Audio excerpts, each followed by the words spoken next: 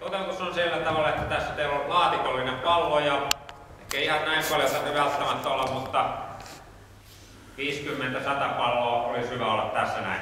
Ja ideana on se, että täällä tämä ohjaaja ja valmentaja lyö tuonne pallon omalla mailalla, pystyy aina säätelemään sitä, tulee paljon pelinomaisempaa palloa. Ja sitten kun on lyönyt, niin sitten kerätään niitä palloja.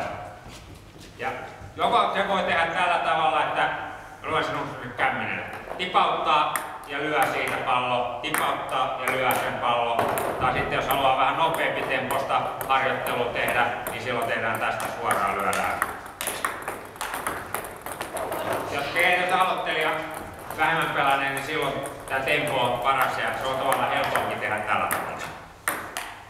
Okei, tehdään niin, että tämä porukka ottakaa te näillä pöydillä. Mä käyn jokaisen kanssa muutaman kierroksen läpi.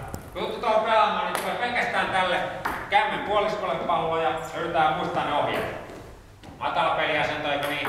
Pallo tulee, mitä piti tehdä. 1. Toiset tonne sinne puolelle. 1, 2. Tähän keskelle, tuohon noin 3.